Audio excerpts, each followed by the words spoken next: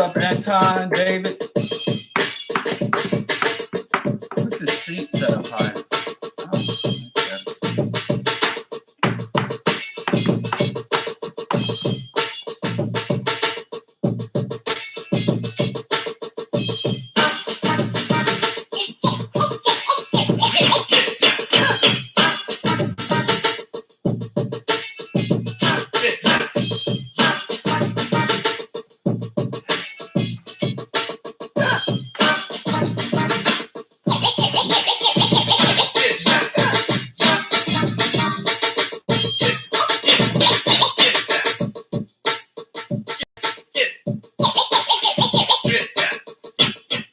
All right, let's fade that out and get started. First of all, allow me to apologize for the Bro Diallo show this week. I'm really saddened that I wasn't able to do the two shows that I researched and was ready to produce for this week. But if you don't know, I have a family member who's very ill. And in fact, he's been giving days, if not hours, to live. And my wife and I have been tending to this impending death of a family member. And so we've been going in and out of Chicago and passing out off. And we got 4 bikes, but only 1 car in this family. So it's been difficult for me to make it. It's been a lot of late nights. So the Bro Diallo show will be live and direct next week. But this has been kind of hitting us. And another thing with the Bro Diallo show, I really thought by now I would have a production team. I didn't know I'd be the writer, produce, director, mixer, and all of that for the Bro Diallo show for all this time, but it is still a one-man operation. I'm trying to get beyond that. But until I get larger support base and more resources, it's still going to be a one-man band. Open the lines up, Adolfo. I can't because I'm here I'm here at home. I'm not on the radio station. If I was at the station, you could definitely call in. But and I ain't about to put my home number online. As many nut jobs as I have following me. But thank you, Tito. Yeah, so that's the issue. But this is too important because actually this week I was going to do my election coverage for the national election and more importantly for me personally, the local Chicago general election and the upcoming mayoral election. But before that, let me just get to the topic. I hope y'all accept my apologies and you guys remain with the Bro Diallo show as we work to get to sustain the show and expand and build the show. Anyway, this is about Black politics. Before we could even determine who we should vote for, who we shouldn't vote for, and any of that, there is so much confusion in the Black community in regards to politics. And there's really no reason for this level of confusion. I can't even say I understand it. A lot of it's willful ignorance, a lot of it's emotionalism, and a lot of it is simple lack of practice. For so long, Black people have been forcibly removed from the art of statecraft. And the art of statecraft is one of the most important cultural components a people can have. Statecraft comes out of people's culture, how they manage their social relations and the resources and geography that they dwell upon. And Black people have pretty much since the 14 to 1500s have pretty much been trying to organize ourselves to accommodate or integrate within or get liberated from other people's institutions and states. We've had very little opportunity or experience with statecraft, constructing and managing the apparatus of the state. We have a lot of experience and we've been pretty good with nationalism. And in general terminology, a nation is in here. The nation is how people see themselves. If I was a stupid, idiotic DOS, I would see myself as an American. And that goes transcends my citizenship, that transcends the Constitution. That is my identity, the American nation, the American pride, American exceptionalism.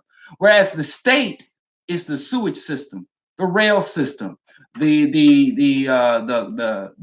Constitution, state constitution, the legislature. The state is the physical apparatus of the nation, and the nation is the self concept, the self identity of the state.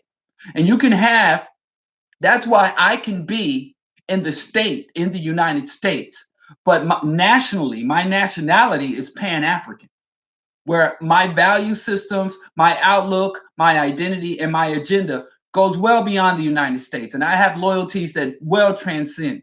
So my state status as a citizen is not as important to me as my understanding and my ideology as a Pan Africanist.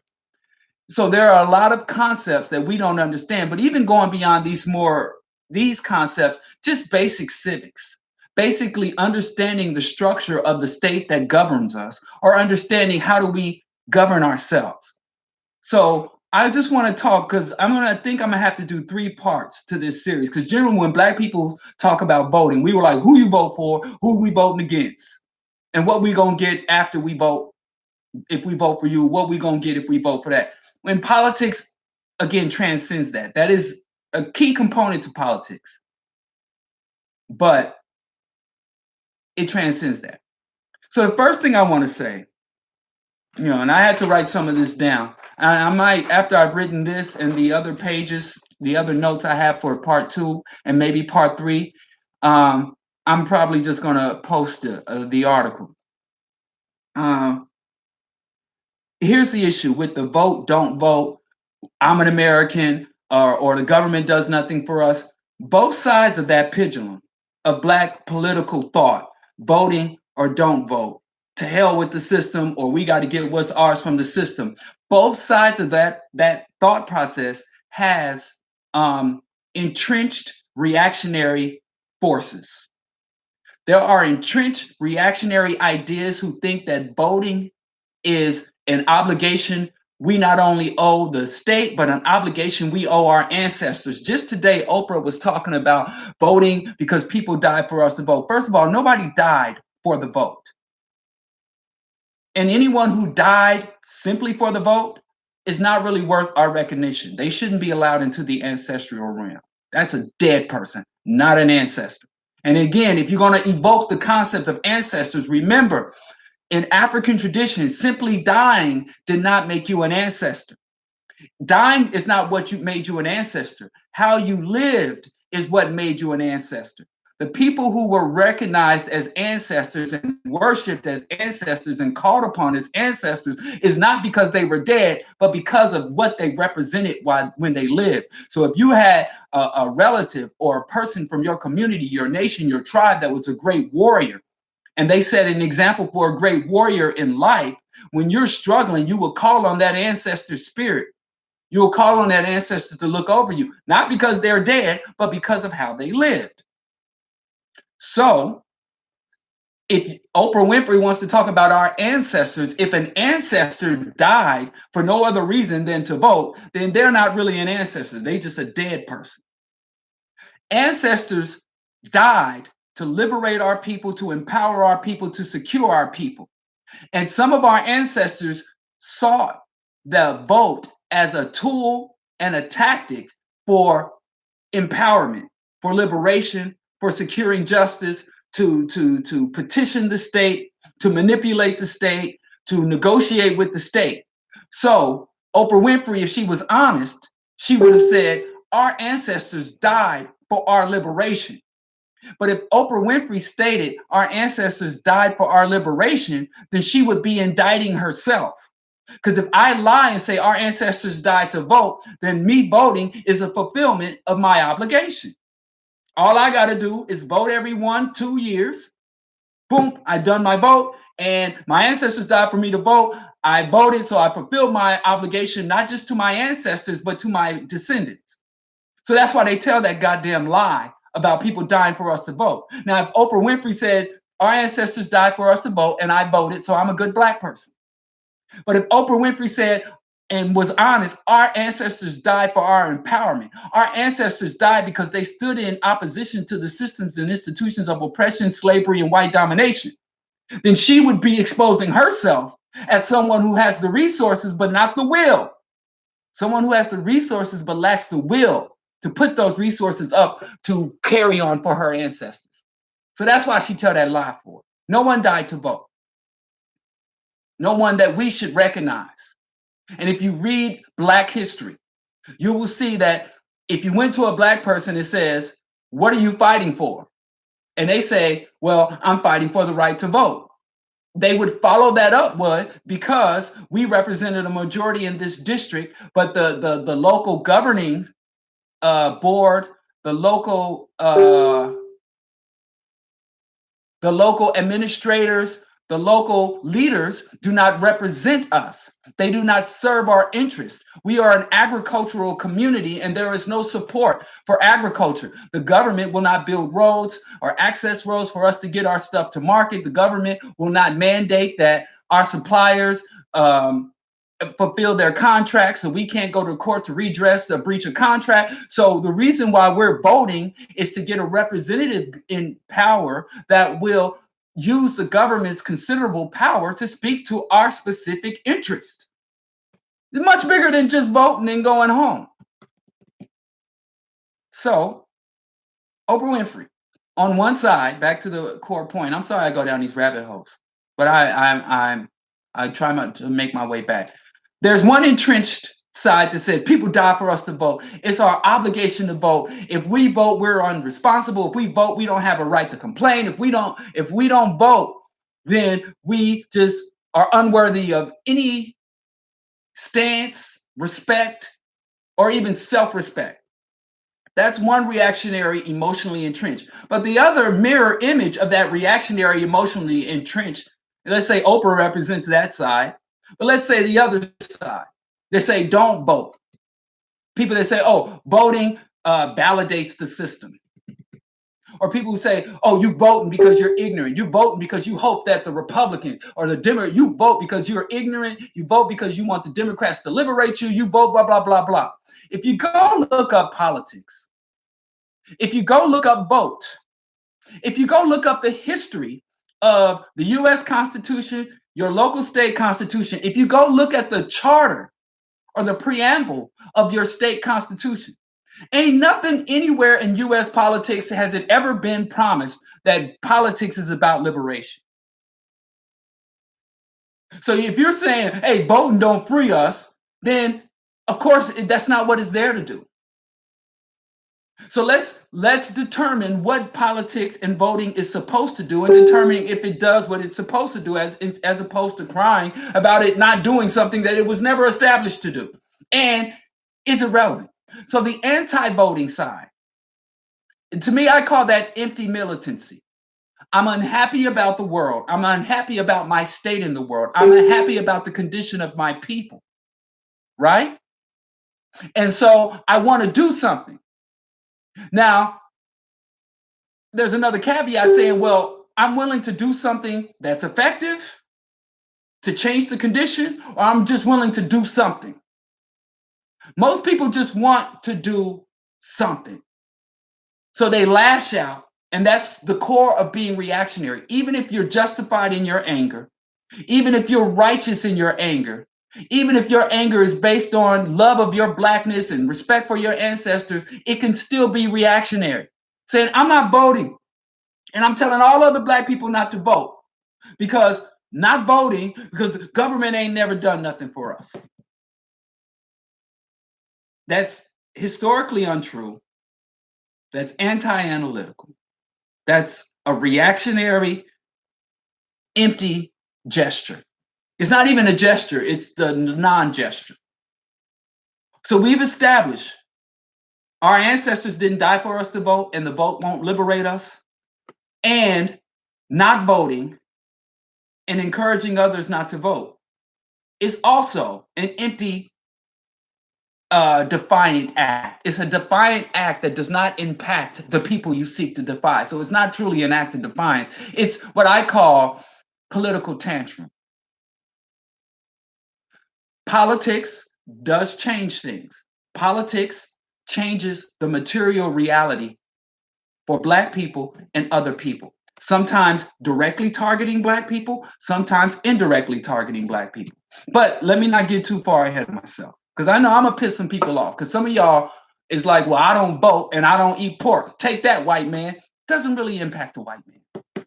So if I'm oppressed and I want to move against my oppressor, I want to take actions that will obstruct what he's doing and empower me. I don't know why I'm getting that beep. Forgive me. But so I want to be adult about it. And yeah, I get in my emotions. But if you want to be emotional, go to the gym, punch your bag. And then once you've worked out that frustration, get strategic. So I'm not of the vote is our only hope, and I'm not of the don't vote. And let's say if we're going to use Oprah Winfrey as the embodiment of vote or die, let's say Dr. Umar is one of those prominent Black people who says, don't vote. It's a waste of your time. And one more thing I want to say about that with his dumb ass. If you telling Black, if you're going to divest from U.S. politics, you have to divest from U.S. economics. Because anybody that's telling you, don't engage the political system, but help me to elevate in the economic system, give me money. If Umar thought he was going to go open a school or a business or any of his agendas and not have any political standing, does he understand state regulations, state educational policies, and boards? Whether it's the Board of Education or some other type of certifying board, the fire department and fire regulation, food, he'll have to get a food service license. He'll have to go to the government and engage with the government to operate a school. If there is going to be a school, he would have so many different relationships and obligations to so many different government agencies. He would want to have some type of working relationship with any type of local political power or local political body, even if it's an antagonistic relationship. Dr. Umar would have to maybe go to somebody and say, hey, let's work together, or might have to go to somebody and say, hey, if you don't give me what I want, you won't be sitting here next term because my people will vote you out. It's like, how? You tell your people not to vote. I don't have to do shit for you. So even if it's not about believing in the American dream, or being a full participant in the American democracy, or fulfilling your obligation as an American citizen, even if it's a raw power move to manipulate, intimidate, and be in opposition. Oppositional politics is still politics. Being apolitical is mental. Dr. Bobby E. Wright told us that. So Umar's full of shit. What Umar understands is if I motivate Black people to disengage politics, they will be bewildered. And I feed off of the misery and fear of Black people. I tell Black people that something or someone, some ominous force is coming for you, and I will protect you. I will take your children off to the woods and put them in a private school. And so they want us to be under stress, under fear, and disempowered because they feed off of our disempowerment. They won't tell you how to get individual agency, and they won't work with you to get collective agency. They will just feed you with fear. But I had wrote long before Trump was ever even a candidate that Umar was a Black Trump. They use a lot of the same tactics.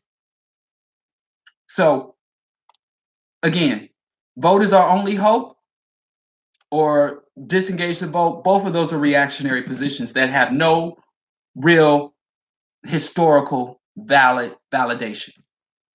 You cannot show me historically where being excluded from the vote has helped us or being fully engaged in the vote has helped us. I'm sorry. There's nuance. There are facts. There's evidence. There's stats that inform how we engage politically. And I hate talking so much about the vote because the vote is like, the chitlin level of politics. We're trying to get up to the organic avocado level. This is the chitlin low level, low vibration, low chakra level of politics. So let's just deal with some political realities for Black people in the United States. And I'm just going to read what I wrote because I want to be clear on this because I know I'm going to get in trouble. With a lot of people that I respect and my allies, I've already gotten in trouble. Oh, you telling Black people, you do. So people will put words in your mouth. They'll take your stuff out of context. So I'm going to say what I said and I'm going to read what I wrote. Blacks, due to generations of racist oppression uh, and subversion, are both vulnerable and dependent on the U.S. government and agencies. That should be vulnerable too. I have to edit as I wrote. So Black people are dependent on the government and we're vulnerable to the government, which is a very, very precarious place to be in.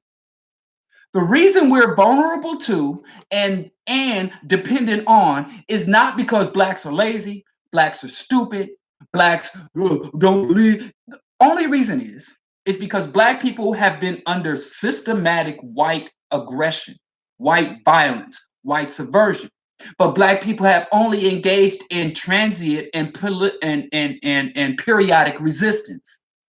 Black people, to our credit and to our downfall, really are not a people who can engage in perpetual warfare. And we are under an oppressor who lives in a perpetual state of total warfare. He writes it in his books. When you want to read Adolf Hitler or read, go back further to the Victorian Europe, go back to Hobbes. Perpetual state of warfare. And we've yet to build even though we've been exposed to this virus, we've yet to build up an immunity to it.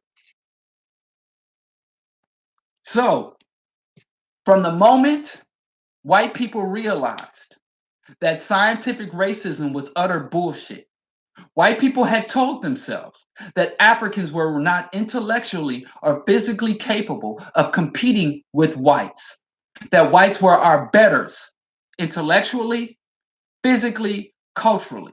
Whites told themselves that taking us into chattel slavery has removed us from darkness and brought us into the light. Servitude, our chattel enslavement to serve them, was the cost we had to pay to white people for taking us out of the darkness.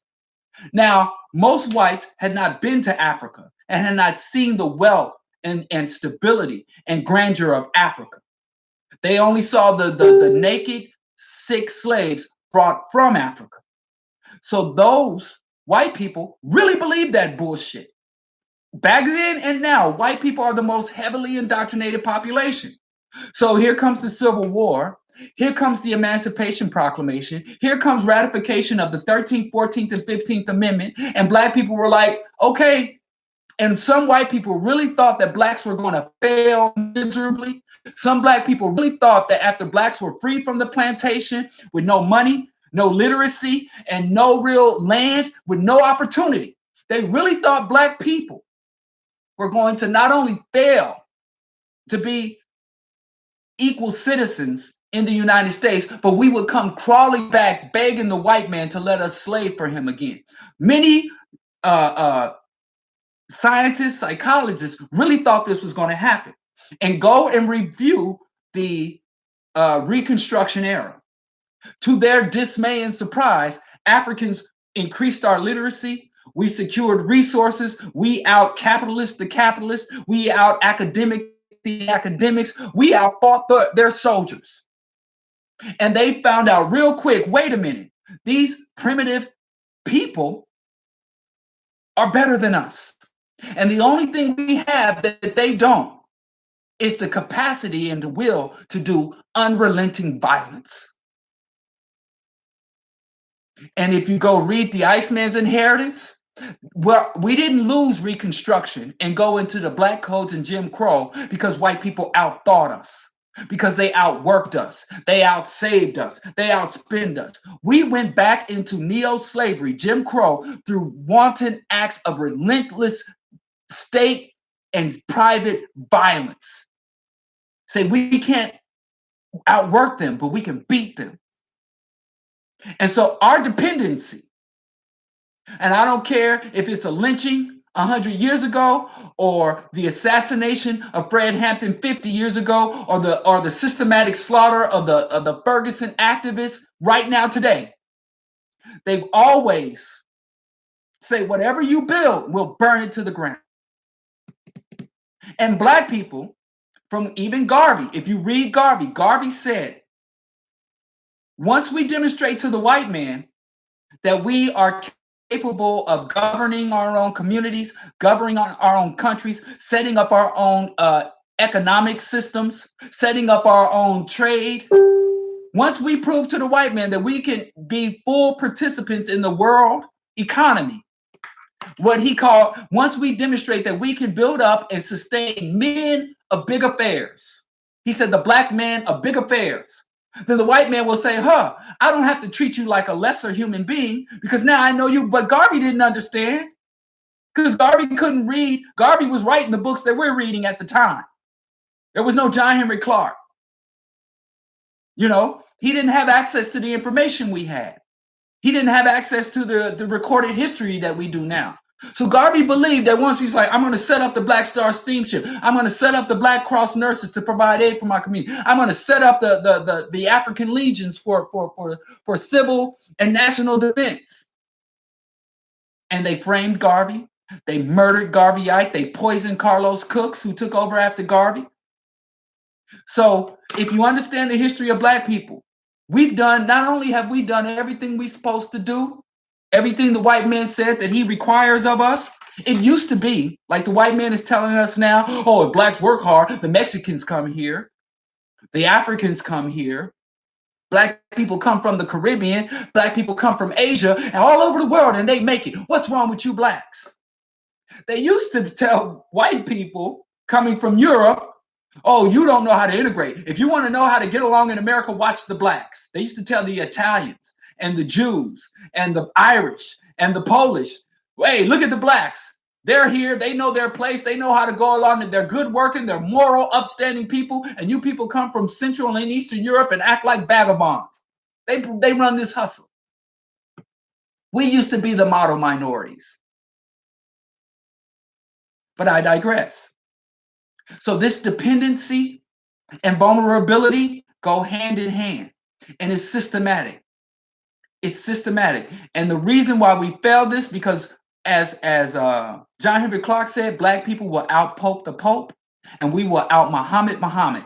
We are the true believers. We believe more in American democracy than white people do. We believe more in the promise of the American dream than the people who invented the dream. So this is why it's a systematic overthrow. And I tell young people when I talk to them, so imagine at the founding of this country and Benjamin Franklin was assassinated, George Washington was assassinated, Adam Smith was framed for a crime he didn't commit, and Thomas Jefferson was strung out on drugs. Imagine if the people who built this nation up for their descendants were subjected to a COINTEL program. You know, imagine the labor movement of any white movements. No white movement, right wing or left wing, has been subjected to the systematic dismantling because they fear us and they realize our potential. If you know someone's inferior, you don't put that much effort into subverting them.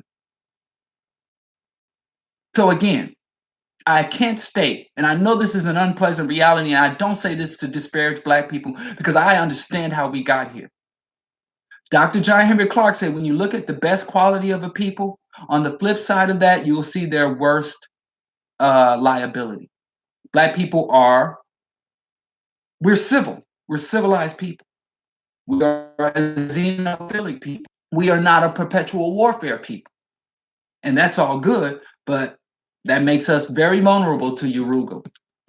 So we're going to have a cultural revolution. We're going to have to make fundamental adjustments in our mentality, not just how we act, but how we conceptualize, how we formalize and construct thoughts, and how we act on those thoughts. But all that being said, black people being vulnerable to the political system and dependent on the political system at the same time, that means blacks are the first and most deeply impacted victim of regressive political policies and are the last recipients of any benefits of progressive political policies from the US government.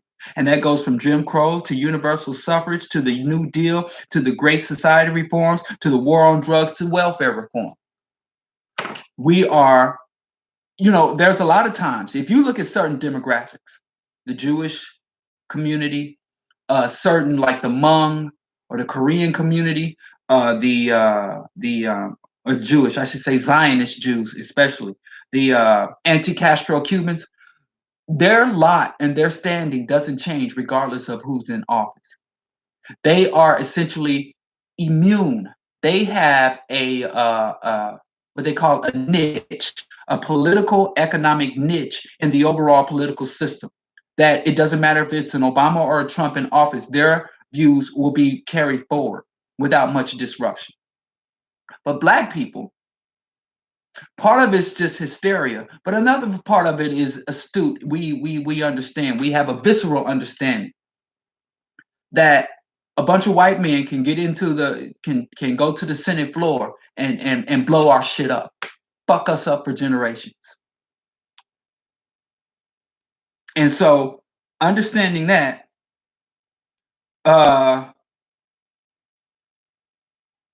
let me just read this last. It doesn't matter the policy. Blacks are most harmed and least benefit when it comes to public policy and resource distribution of the government.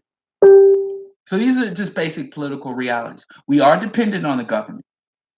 And I'm going to read some quotes from Claude Anderson that are historically true, even though it's not pleasant to hear. Claude Anderson said, every time Black people have been in trouble, it has been the federal government that bailed us out. Whether that's slavery, federal legislation, Civil Rights Act of 1870, federal legislation, overturning legal desegregation, modern, it just, you go down the line. That's why you'll always find white racists, they will always talk about states' rights. We need states' rights, respect states' rights, because they understood that on the state level, they could fuck us up easier than on the federal level, because we are a minority. And one of the obligations that was written into the Constitution by the founding fathers was that the state was elected and representative of democracy, but the majority did not have a right to be tyrannical to the minority. So they had to protect the minority from the tyranny of the majority. And that's why if 90% of the states say we want to vote to kill all the Blacks, then the federal government was like, yo, I know it's democratic, and I know that was a democratically passed policy. But on a federal level, the federal government is obligated to represent the minority and majority interest. And when those interests diverge, then the majority is not allowed to impose tyranny or violate the basic rights of the minority. So it has always been the federal government. We've always had federal legislation to precede state protections, affirmative action, and all that. And I'm not singing the praises of these reforms. I'm just talking about accurate history. And it's very easy for us here in 2018 to sit here and be like, I don't give a damn about none of that.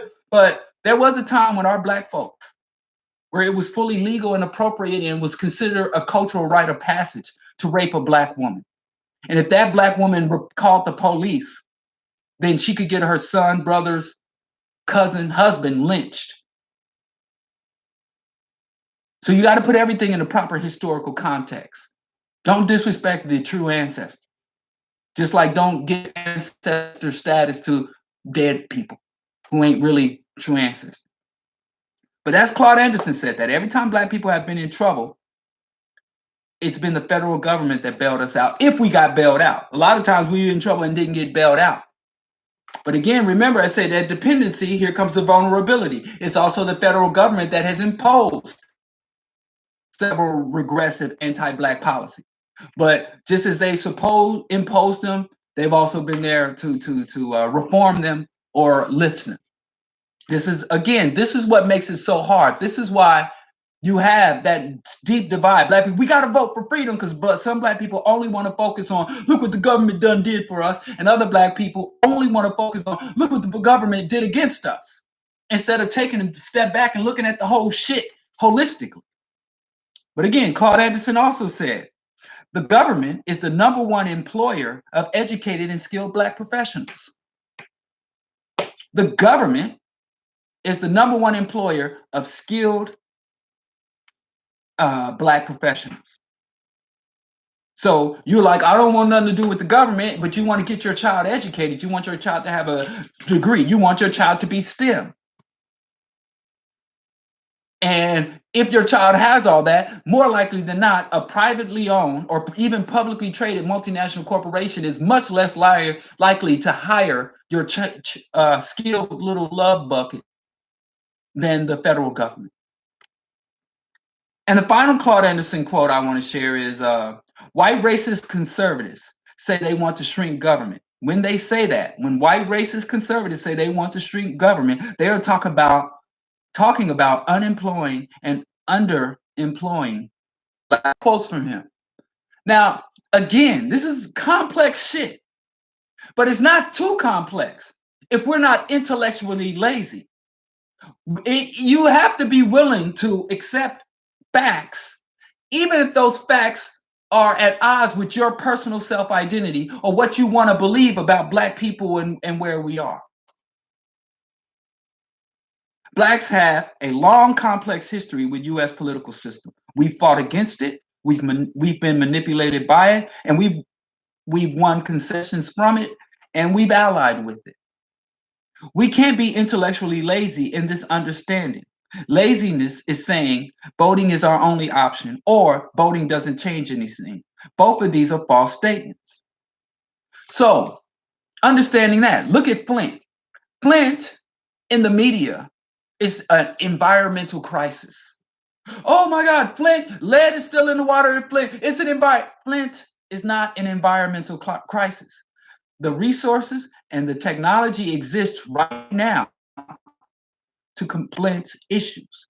Why isn't it being fixed? Because it is a political and policy issue. Up until the Flint water crisis, it was a political and policy position to pay Detroit to pump water to Flint, Michigan. It was a political policy decision that was made by the city manager of Flint to use the local polluted water from revenues, state revenues, and not really to save state revenues, but to reprioritize those state revenues. That shit didn't happen in the pipes, in the lead pipes. That shit didn't happen in the polluted water. That shit happened in a boardroom with political representatives in suits and ink pens. That was a political issue. There were many opportunities in Flint and in the state of Michigan, in the city of Detroit, to bypass and to upend that political decision. But Black people, many Black people, were so discouraged and dejected from the political process because they're saying, well, we vote and we don't get this and that. Yeah, I agree. You're right. You vote and you don't get this and that. But how about lacking this and that, and you got to shower in lead tainted water? So the leadership, the community, cultural, political, religious leadership should have sat down and had community forums and said, listen, the Democrats, they don't give a damn about us. They only care about our vote, which I don't blame them. I don't care about the Democrats. I only care about the favorable legislation and policies that they can pass to my community. So ain't no love here. This is a raw power politics. Raw power politics.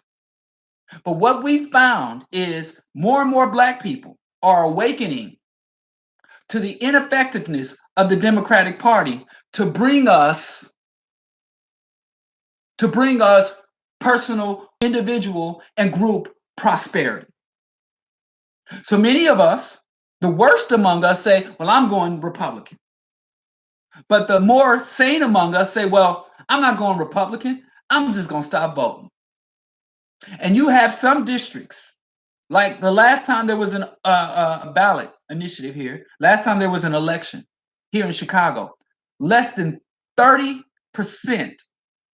of eligible voters went to the ballot. I mean, I wasn't living here in Chicago when Obama was on the ballot, but I've been voting. I've been here 10 years and I've voted in every local election. And I haven't had to stand in line once. Let me think. I don't think. Yeah, I think I might in the Chuy Garcia versus Rahm Emanuel fight. I did have to stand in line maybe 2 minutes. Black people don't vote. And did I say black people not voting is the cause of the problem? No. But what voting is, if nothing else, regardless of who gets in office, what voting does for the people in power, if nothing else, it is a gauge in the level of political interest and engagement of the demographics of the people. So they can say, well, white men 45 to 60 are astute. We have to speak to them. We have to manipulate them. We have to do something because they vote in the 60 percentile. And black teenagers, 18 to 25, 98% of them don't vote. We ain't even got to play with them. They following the Umar formula. We ain't even got to bother to try to manipulate them. Fuck them. And if you are voting, I'm not saying they're going to do what you want them to do because, like I said, that's chitlins. That's not even Frosted Flakes. I don't know, unhealthy food. That's not Frosted Flakes. That ain't even fried chicken level voting. That ain't, I mean, politics. That's the base level, bucket, slop level politics. But voting does matter. Let me tell you why. Let me tell you the evidence. If you look at these think tanks, there are whole agencies that make millions of dollars every year, and all they do is poll voters, watch voters. They collect voter data. They aggregate that data. They analyze that data. Voting is serious business. And saying voting don't matter is like saying music is just music. All I care is about the beat. There is an enormous level of interest in Black people's political behaviors. They are as interested in us not voting as they are voting, and what are our motivations and thoughts about the vote. Why is there so much interest? Is because there is a level of vulnerability that local, especially local, more so than national, political machines and systems and parties have. There is a considerable level of vulnerability. The white majority, again, Claude Anderson. Let me see. I'm just looking over at my bookshelf to see if I got any of my Claude Anderson books. I think all my Claude Anderson books are upstairs. But there is a considerable amount of vulnerability that whites have to Black people politically. Not to mean that we can vote to liberate ourselves, but we can vote to disrupt white people. We can't vote to free ourselves, but we can vote to disrupt their agendas. Another thing that white people have is this need for legitimacy. I can't say I understand it. It's a cultural characteristic, it's a historical characteristic. Every tyrant, every dictator wants to be legitimate. If you look at oppressive governments, I don't care if it's the Soviet Union, if you want to go to communist, they weren't communists, but I don't care if it's the Soviet Union, the United States, or anything in between. They all held elections. Even the US puppet regime in Iraq holds elections. They want to be seen as legitimate. They want to be validated. Even in the time of kings, the kings didn't say, I'm king because I can kill you. I'm the king because I got these knights that will fuck your shit up if you don't do what I say. Even they, when you read European histories, the king would say, I have the divine right of king. I rule at the hand of God, by the will of God, and every king would have to go be crowned by the Pope under Christendom. So Western culture wants to be legitimate. And so they do count the votes. The votes do have impacts. Now, what we don't understand, if you again go look up the simple definition of politics, politics is not as far as electoral or governing politics. Politics is all about governance. Who is to govern and how they should govern. And Black people, our role is to act in our collective short term, midterm, and long term best interests to liberate ourselves from this hostile force that seeks to impose genocidal exploitation on us and our offspring. So we need to sit down and honestly say, what does the vote mean? What can we do with the vote? What is, and we need platforms. We need local political platforms. We need regional political platforms. We need a federal political platform. We need to say, sometimes you walk into that ballot box and you are voting for a politician you want to represent you. You're voting for your interest. That's very rare. Bless you if you ever get that opportunity. Sometimes you're choosing an ally to go to DC or go to City Hall to represent you. Sometimes you're voting for your enemy. Sometimes you have to sit at home and say, look at these sons of bitches on this ballot. Look at this motherfucker. Look at this piece of shit. Look at this dirty, rotten scoundrel.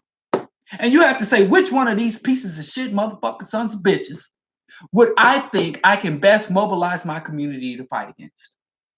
Which one of these motherfuckers would be most vulnerable to our opposition?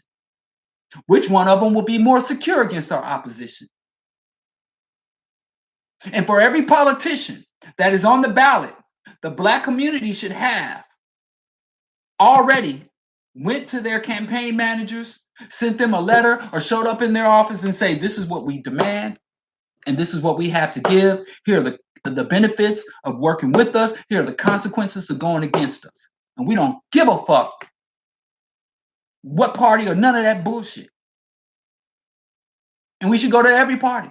Black people should already have an agenda, no matter who. We should have had, here's the Hillary agenda, and here's the Trump agenda. If Hillary gets in, this is our plan of action. If Trump gets in, this is our plan of action. We should already have countermeasures stacked on top of countermeasures. And let me tell you, here, let me read you another point, because some of you are like, oh, fuck all that. I'm going to do me. Due to the universality and global nature of U.S. imperialism, there is no opt-out option for Blacks in the U.S. or anywhere in the world. Every Black person is impacted by U.S. politics, and every Black person must determine how they will engage the system, since they can't escape the system. There is no sanctuary. I love how Black people sit around and talk about, I'm sick of this shit. I'm moving back to Africa. And let me tell you something. While you're on your airplane flying to Ghana, you got your sunglasses and your Hawaiian shirt and your cargo shorts and your sandals and think you're going to be all sipping out of on the beach because you're going to be a piece of shit fucking Western eyes piece of shit, and you're going to go over there and use your Yankee dollar and the unjust markup to exploit the repressed Africans, whatever. But you're going to move back to Africa. And as your plane is flying over the Atlantic, there are literally tankers full of e-waste, of garbage, of nuclear waste following you back to Africa from the United States. The United States pays African country to take America's most toxic waste to dump it on Africa's soil. And those same tankers that bring garbage, nuclear waste, e-waste, all them big ass, remember them big thick monitors we all had? Remember all them flip phones we had? Remember all that garbage we had? Where is it? You think it's in US landfills? Some of it. Too much of it. But no, a lot of it was sent to the so-called third world. So you're going to be sitting on top of that. That's going to be, talk about Flint water. Also, all the wealth, resources, bauxite, coltan, gold, oil, they dump the garbage and take all the good shit and come on back to the States. So there is no escape from U.S. imperialism. We have to confront U.S. imperialism. We have to engage. I'm not saying don't go to Africa. What I'm saying is don't go to Africa to put your fucking feet up. Go to Africa and fight in Africa. When you, as an African, you are free to pick whatever battlefield you think you're best suited for. And if your battlefield is in Africa, by all means, I support and celebrate every African right. I was just talking to a black man today from Florida who said, I'm going back to Africa. I don't want to fight here in the States. I'd rather fight. But the day he touched the ground, he's fighting harder for black liberation in Africa than he was fighting for the liberation here in the States with less resources. I respect that. I will support him. But a lot of black people from Europe, a lot of black people from the United States go to Africa and sit right next to the white retirees on the beach. You see a lot of black people go to the Caribbean and go to Africa. They got weird camera angles when they take selfies because they don't want you to see all the white people standing around them. I know black people been to Africa, ain't seen one African that wasn't employed by, some white corporation to facilitate their enjoyment of Africa. So there's nowhere to go. There's no escape from U.S. politics. If you're going to have a protest, if you tell black people don't vote because you want to send a message, fine. But what do you do? What are you telling black people to do? Don't vote. I'm not going to fight you. Believe you me, you ain't going to get no side eye, no wag finger from me if you say I don't vote. But if you're like, don't vote, ... and there's nothing at that, fuck you. If you're telling black people, go vote, but you're not giving basic civic education, if you're not determining which platform is either best in our best interest or which platform will be easy or which politician will be easier to mobilize opposition to, because I think Obama was a fucking nightmare. Way back in 2008, I was part of a black organization, a National Black United Front. I was a member of the Kansas City chapter. And I was literally campaigning against Obama. I had a restaurant and I wouldn't let nobody put no Obama shit up in my store. And two of the most prominent people in my organization came and had a sit down with me. My wife can tell you, or you can talk to Dr. Tauheed. And they were like, you got to stop this. The organization is going with Obama. And they were like, what is your problem with Obama? I said, Obama will be a catastrophe for black people. Obama would be a catastrophe for black people. And they were like, well, are you representing yourself? Are you an individual or are you an organization? And I'm like, I'll represent the organization. Fine.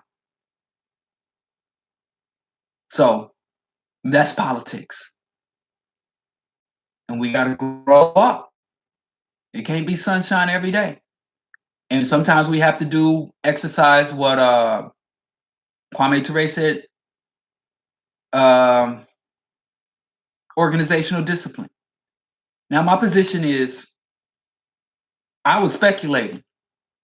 I was way in Kansas City. I didn't know much about Obama in the Senate. I didn't follow Obama until he announced his candidacy and gave a speech. And I'm like, this dude don't smell right. And I found out about him being with Zbigniew Brzezinski and all that. I'm like, this shit don't smell right. But it was my speculation. So the organization said, we're going to give him a chance. And I'm like, fine.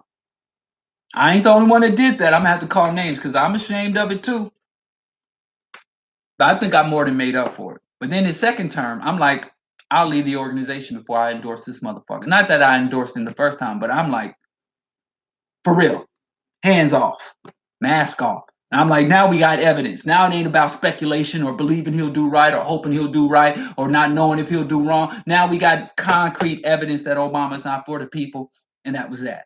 But it was very hard to mobilize. And a lot of people, Dr. Leonard Jeffries, a lot of people I respected gave Obama a pass. A lot of people that knew Obama from Harvard, knew Obama from way back in the day, didn't tell us what they know.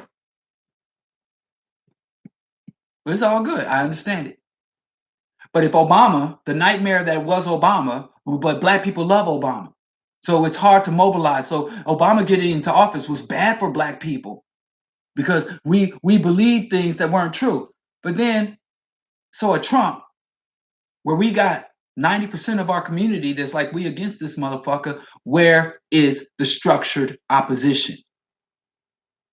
Where is the organized, structured opposition to Trump? Now I can see not getting, and I'm not saying this. This is more of a rhetorical question. Politics are very important. We've deprioritized politics. And the reason we deprioritized politics is because we thought we had won. We got Lyndon B. Johnson. We got everything from the New Deal. We loved it. We had, and again, for every dollar that white people got from the New Deal, black people got a quarter. We got 1/4, but we were able to, hey, it was something. And the war on poverty, and so on and so forth. Black people was getting it. We were doing relatively well, getting a lot of favorable legislation, and we figured we had reached the promised land. Dr. Amos Wilson said black people have a tendency to think that history only moves in one direction, that progress is an eternal situation. We just gonna keep on trudging ahead, keep on looking forward. But Amos Wilson said that we make progress in history and we also regress in history. And nobody wants to talk about regression. Even now, there's a song from the Wiz called "Don't Nobody Bring Me No Bad News, No Bad News, No Bad News. Don't nobody bring me no bad news." So there was, in the 80s and 90s especially, there was a lot of talk of negativity. You're negative. There was a lot of talk spearheaded. This was before we knew that Bill Cosby was a serial rapist. But Oprah Winfrey, who was around in the 80s, a lot of prominent black people in the 80s was talking about, if you don't make, Oprah Winfrey said, the only colors that matter is not black, not white. The only color that matters now is the green. So black people went to sleep politically for an entire generation. And then we reawakened and we started engaging in what some people call identity politics. We reawakened in the post-racial era. Many of the people who are active today became politically aware under Obama. Many of our young activists today don't have any concept of black politics. They think the black politics starts and ends with the vote, black people voting and voter empowerment, and they believe black politics is getting black politicians into office. Even though you see a lot of our leaders who sat across from white politicians and got more from fucking white politicians than they ever got from black politicians. Again, I got the legislative record. Even we realized that black men standing in front of the Supreme Court arguing against the Supreme Court were able to secure more concessions from the state than we did having a black man on the bench of the Supreme Court. So to sum all this up in a sober analysis, the vote for black people is a tool. Black people do not have an obligation to be politically disengaged. Politics is about governing the state. Black people have a stake in the state. Black people are vulnerable to the state, and we also have a level of dependency on the state. And Black people, through political planning and political operations, need to do two things simultaneously: reduce our vulnerability and our dependency. We cannot reduce our vulnerability and dependency by running away from it or fully embracing it. There must be a strategic plan to unite the black vote, to have a black vote, to develop black techniques and methodologies for educating our people and confronting the state, confronting the local legislature, confronting the federal government. There must be raw power politics. We must mobilize and organize ourselves where we are in a position to reward those representatives, those officials who are willing to speak to our interests, and we must be in a position to sanction, punish, unseat those who don't. It doesn't matter if we like the person. It doesn't matter if we don't like the person. It doesn't matter what party they're affiliated with. It doesn't matter what we feel or believe. It's all about the facts. So if we can go to an elected official and say, here's a contribution, here's a validation, here's whatever reward. But we need you to take this before the legislature, put it on the floor, and get it passed. Once it is passed, because passing legislation is one step, then you got to go through the implementation phase. And here's all the bureaucrats we have lined up, we handpicked, that's going to implement and oversee this policy and review the resources and all of that. And here are the lobbyists. We just got to do it. And it's not, let me tell you something. It's not because we think politics are going to free us. The Chinese government invests hundreds of millions of dollars in the US political system. Do you think the fucking Chinese government thinks the US government is going to free China? The Saudi Arabians invest in the US political system. Israel, APAC, everybody's engaged in fighting and manipulating and mobilizing and maneuvering the US political system. Not out of love, not out of beliefs, but because they understand whatever battlefield is erected, we're going to fight and win on that battlefield. Politics is a war zone, and we need to equip ourselves, train ourselves, come up with a battle plan, identify strategic points, and fucking get out there and fight.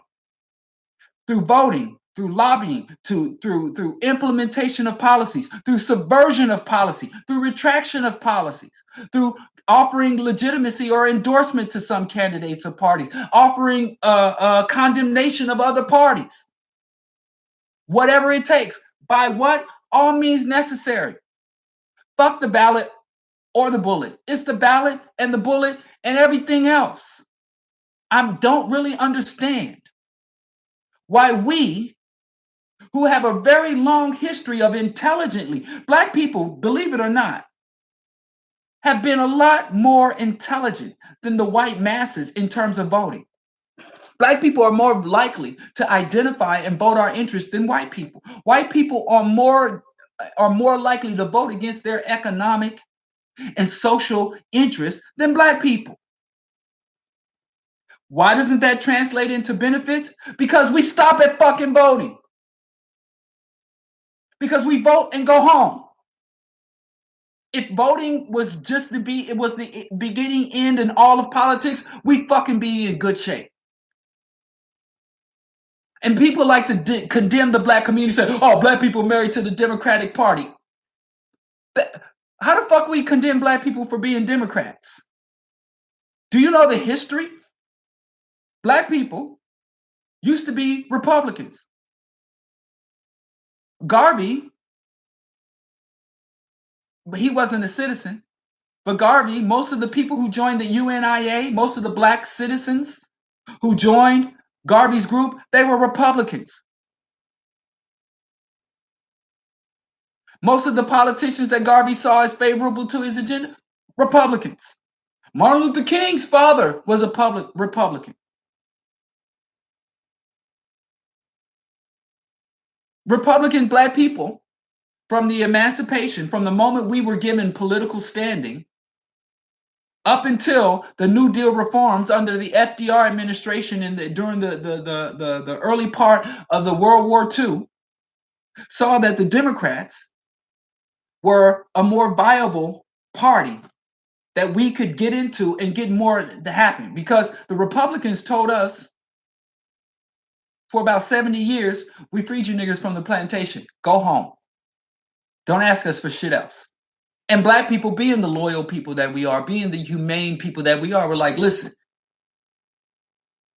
Republicans freed us. So, let's fulfill our obligation. But when Black people saw the favorable policies coming down, when Black people saw that there were reforms, and you look at FDR, where did FDR get the New Deal from? From Black Republicans. FDR, the same policies that Black Republicans during the Reconstruction era implemented locally or on the state level, he did it on the federal level. And Black people were like, fuck the Republicans. And there were a few Black people, but we've been Republicans all our lives, and the Democrat called us niggers. Like, yeah, they called us niggers, but this ain't about love. This ain't about friendship. This is raw power politics. And Black people made a straight migration, an intelligent migration from the Republican Party to the Democratic Party. And I do believe that Black people still have enough residual sanity residual innate intelligence that if the Democrats flipped, we would leave in droves. And they know that. And that's why the Democrats have to play. We're the Justice Party. We're the Big Tent Party. We're about the environment. And so the Democrats talk a lot of shit. And before you say anything about either of the political party, they're just alike. Go to their websites and look at their platforms. Go to the fucking history books. There are a lot of overlaps. There are a lot of places where the Democrats and Republicans agree. There are a lot of places where they diverge and they disagree. They're not the same party, but neither one of them is for us. Then ask yourself, neither one of them is for us, we're for us, and we want to advance our interests. So which party are we in a better position to manipulate? Which party are we in a better position to make demands of? Which party are we able to negotiate with? Or which party can we more effectively fight against? And guess what? That answer is different. If you're a black person in Chicago versus a black person in Kansas City versus a black person in rural Mississippi, all of those answers may be different. Even though you're a black person, Kansas City, Missouri, rural Mississippi, wherever you are, black people, all of our interests align. We got the same fucking enemy. We got the same fucking problems. And we got overlapping, if not identical solutions. But the methods, the techniques, the strategies, they differed according to where we are. And sometimes when you live in an area that's dominated by Democrats versus where you have a give and pull, push and pull, and there's some regions where you can get in there and play the Republicans off the Democrats or play the Democrats off the Republicans. Or we can caucus with the Democrats, or we can join the Green Party. There's a lot of shit we can do. But before we can determine the intelligent thing to do, we have to be honest about what politics are and what politics aren't. We have to be honest about where we stand politically. We have to understand the interplay of politics, economics, culture, history. We have to weaponize black politics. We have to respect the history. Sankofa. In order to move forward, you must look back. You can't move forward properly if you don't know your fucking history. So I'm saying, black people, especially, we still in the Obama hangover. We still drunk off of Obama. We need to sober up politically. You need to get your motherfucking emotions out of these fucking politics. We need to be cunning, relentless, and most important, strategic when it comes to politics. And if you're just like, I'm not registering to vote, there's a lot of black men that are felony disenfranchised. Politics isn't voting. Politics is about how things are governed and how resources are gathered and distributed. That and voting is not the beginning, end, or middle of that. That's just one small component of politics. I would really wish we got a lot of black political science, we got a lot of black policy people, we got a lot of black political strategies, and we don't fucking listen to them. I'm not gonna say no names, but I've been approached by some political individuals here in Chicago that want me to write up policy for them. They want me to work on their campaign. And a lot of oftentimes it's not a black policy. They don't want shit to do. You're gonna get me in trouble. But I would prefer to use this, my skill, what I already have been able to do on behalf of the people.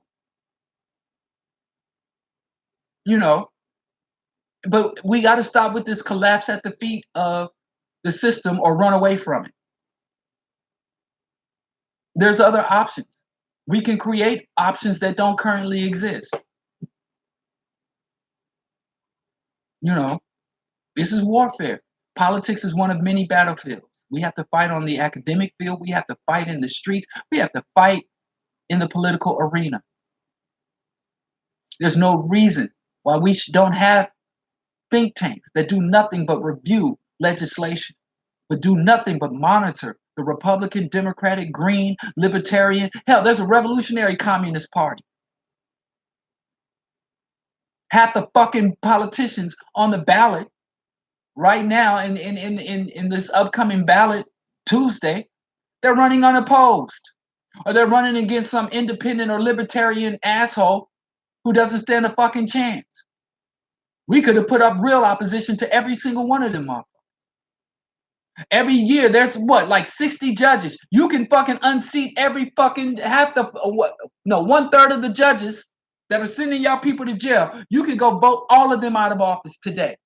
Or force them to say, listen, y'all, this is crazy. We're not gonna do it. And then they lose standing, they lose legitimacy, they lose face. So if they're gonna fucking rob you, make them do it in broad daylight. Don't let them turn off the lights, close the door, and lube up their shit. Make them fuck us in broad daylight.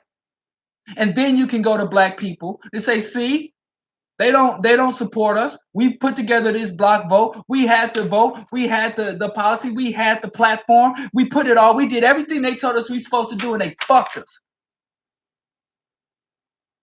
So now they don't have legitimacy. You can't say the Democratic Party is illegitimate. I don't believe in the Democratic Party. I don't like them. They don't do nothing for us.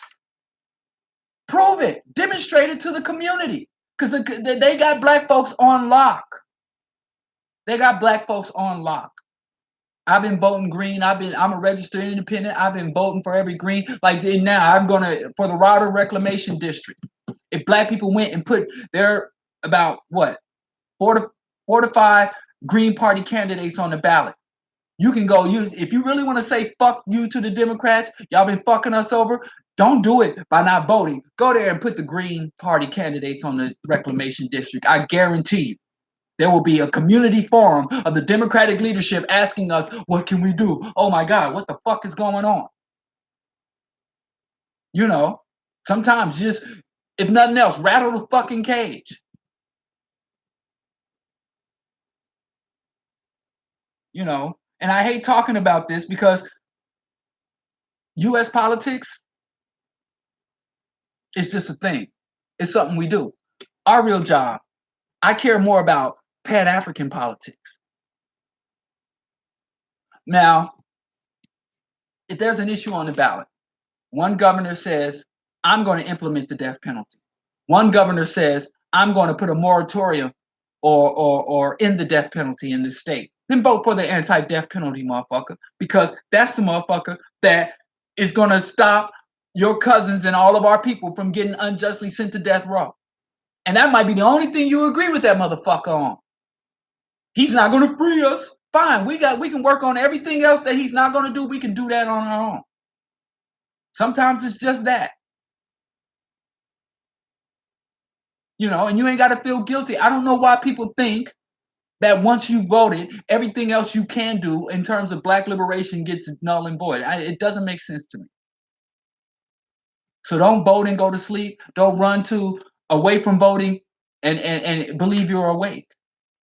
All I want black people to do is to fucking be strategic.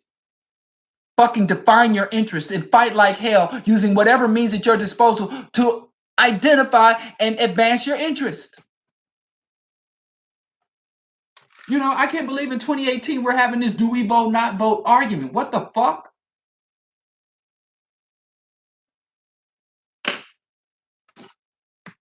And like I said, we should be beyond this. So this is part one. I just want to get some understanding out there because there's a lot of people talking a lot of shit that just isn't validated by history or the facts. They talking about how they feel. We act like a spurned lover when it comes to the Democrats treated we. I've been so loyal to the Democrats and they treated me wrong. I'm not hurt by the Democrats. I don't give a fuck. Because the moment it serves my interest to fuck over the Democratic Party, I do it. So I understand them doing it to me. The question is, the Democrats fucked us over. What is the consequence? Oh, since the Democrats fucked us over, let's go get fucked by the Republicans. Maybe their dick is smaller. And I hate to be so crass.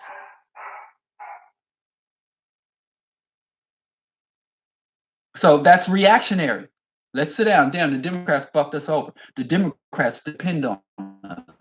lot of shit in us. They're not rewarding us for our loyalty. We're not in a position to have a mass exodus. Brexit is some bullshit. Even Kanye West, all his self-hate, all of his coonery and buffoonery, he had enough fucking sense. After he pulled his head up from them silicone butt cheeks and got some fresh air, he figured out, oh shit, they trying to say I'm Brexit? So deal with the unpleasant truth. A revolutionary will assess the situation. Black people, by and large, are in the Democratic Party. Black people, by and large, are not leaving the Democratic Party unless there's some major type legislation. If Trump came with a New Deal or some shit like that, then maybe. But that would be a generation. So this is where you are.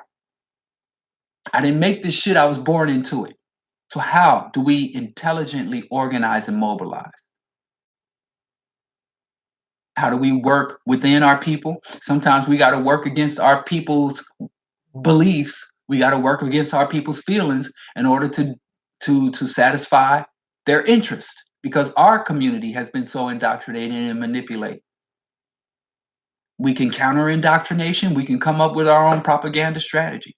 There's so many shit. There's so much shit to do. And there are so many fucking idiots on the political arena. There's so many ill-informed, uninformed, reactionary people on the political arena. If I could get a cadre of 25 black people in Chicago, we could have a bloodless coup d'etat. We could have a fucking political coup d'etat in this city with 25 dedicated people that are going to work and hit on this shit daily.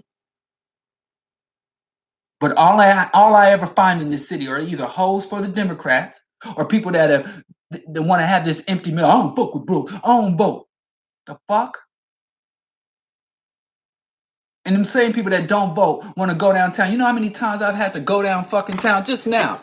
Let me show you this paperwork I fucking got. Secretary of State. Ecologic Outreach. Secretary of State.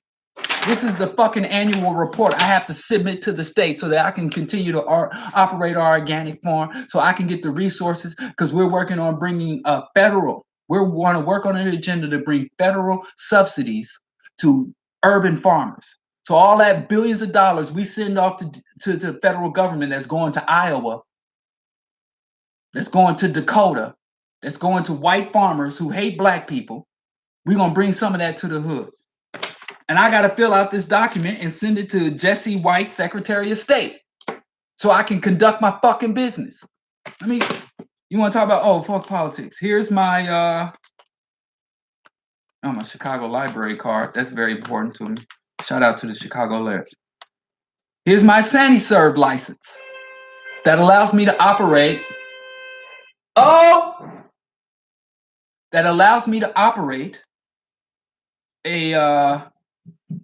My vegan catering is I'm working to open up a cooperative cafe. You can't talk about business. Black business, support black businesses. If you are disengaged from politics, how the fuck you gonna operate a business? You can talk all the shit about anarchy if you want. They'll kick in your front door and drag your ass out. And until you're in a position for armed resistance, you better have intellectual resistance. You better have policy resistance. You better have coverage. You better build allegiances. You better fucking be strategic. Guerrilla warfare, guerrilla politics. Yes, Erica. I'm online. Shush. Anyway, here I am, barking to the wilderness. But for part 2, I'm going to talk about, sober analysis of our political situation. Now, your situation politically might differ wherever you are in the country. I'm on the south side of Chicago. Next, I'm going to talk about specific policies, what we must oppose, and what we must advocate politically. And I'm probably going to do this on Wednesday. I'm going to do part 3, the Bro Diallo show. I'm going to talk about black politics, opposition, and advocacy. What specific things do we want from the political system? What things do we stop in the political systems? And how do we get it done as a oppressed, despised minority in a global empire?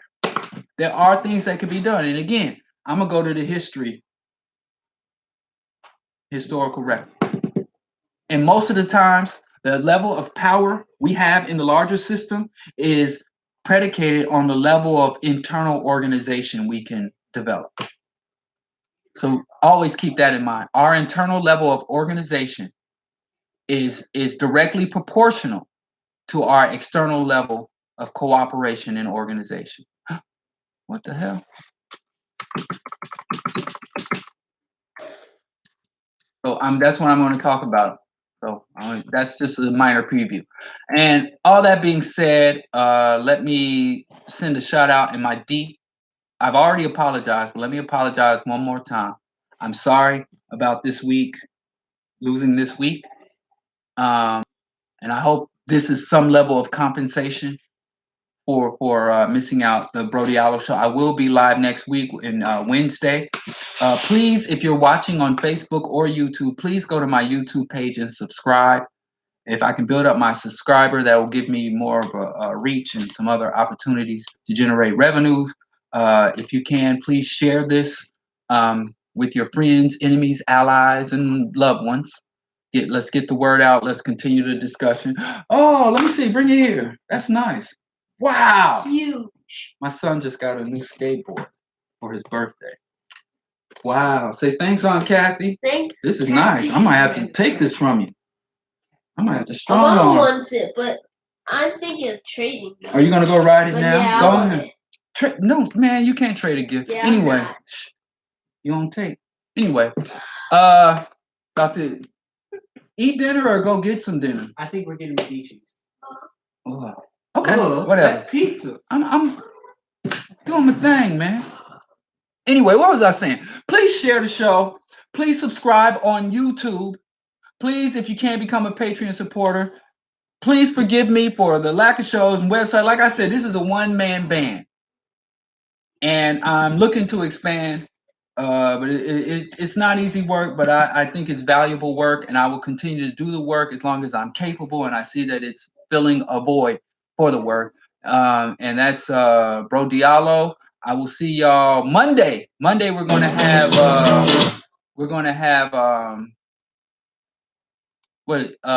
Monday Q&A. We're gonna have Monday Q&A, so prepare for that. Get your questions ready. Some dude asked me some sports questions, and I was supposed to look it up, and I didn't. Yeah, Tony, I'm gonna get on all of that. I'm relatively new to this stuff, especially media, but I appreciate everybody's inputs. Any advice, anything you got for me, I'm willing to receptive to hear it. So until Monday, please subscribe. This is my outro music.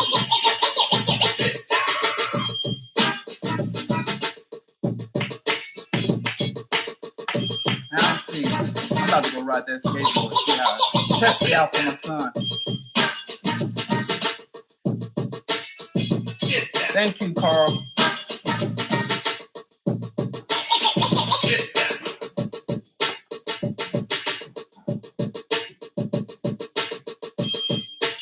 Peace.